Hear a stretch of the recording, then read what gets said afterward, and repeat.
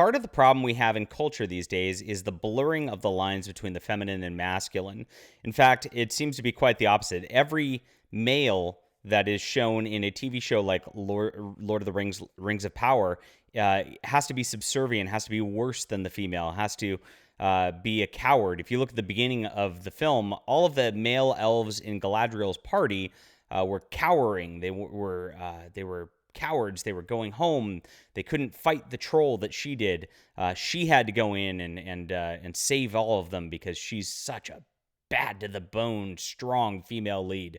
And that's exactly what is presented in the show. Galadriel is not like the lady in the woods like she was in the actual Lord of the Rings book, where she's presented as one of the most beautiful creatures ever to exist. Complete feminine beauty, complete, just the archetype of femininity. It's quite the opposite. And Bounding Into Comics wrote a wonderful article about this. And then, of course, the Rings of Power writers start talking about it and try to obfuscate the problems with their series. It's really sad to watch, but this is the bastardization of Tolkien that we're seeing right now. And it's a bastardization of all cultures, what it's coming down to. They want to erase everything that's good and true. They want to change everything that points to the light, that points to the way that things actually are, and they want to replace it with this like warped sense of just destruction, awfulness, lack of beauty. It's really sad to watch. But that's why we're here, and that's why we're talking about this. All right, let's get into it. My name is John Delarose. I am a science fiction writer and a fantasy writer too.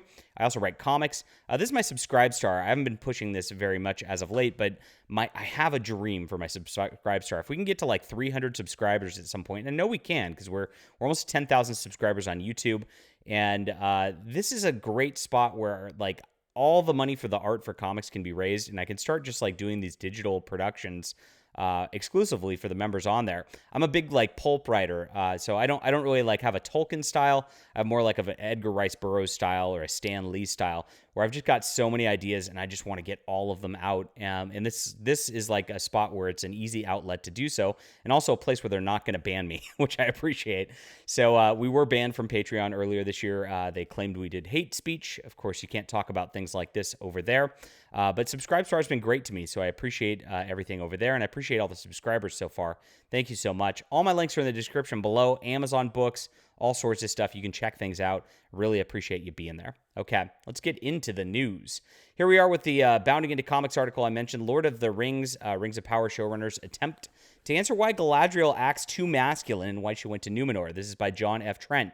Now, John F. Trent is a Catholic scholar, much like Tolkien, and he actually has read all of the Lord of the Rings stuff. He knows his lore back and forth. It's really amazing work that he's done on this article. This is like well researched. So I'm gonna put this link in the description below so you can read the whole thing too.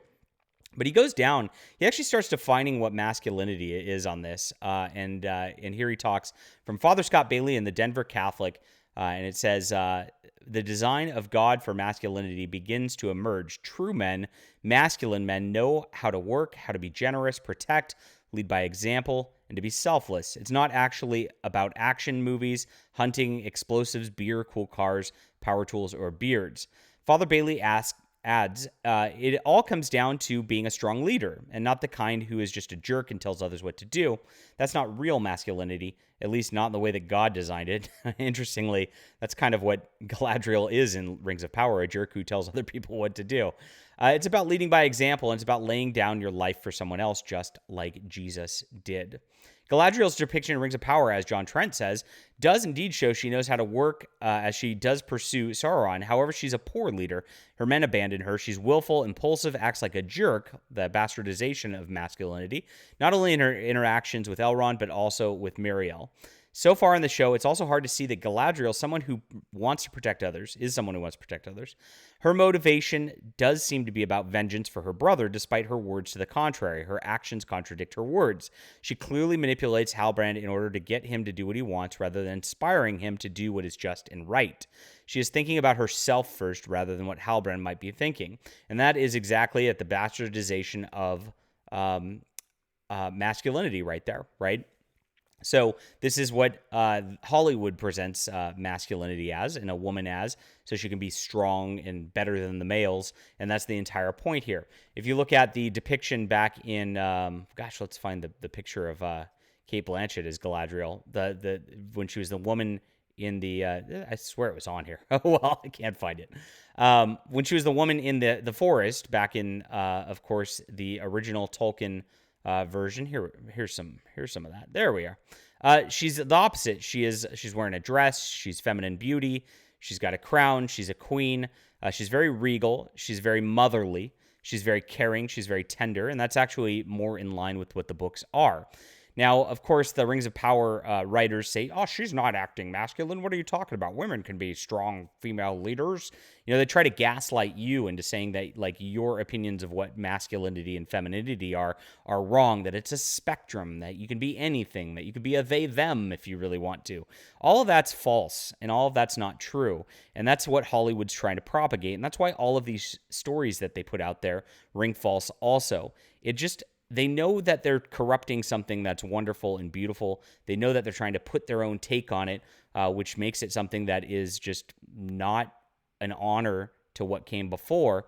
And that makes everything brand new and everything they can rewrite in their own image, not in God's image of what's true.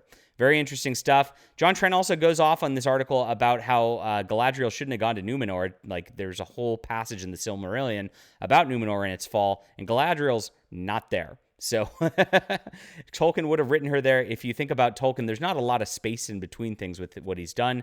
Tolkien has such intensive notes on all of this stuff. It's pretty easy to just follow that. But for some reason, the Rings of Power people can't do it, and it's making the show worse because of it. All right, leave a comment down below with what you think about this.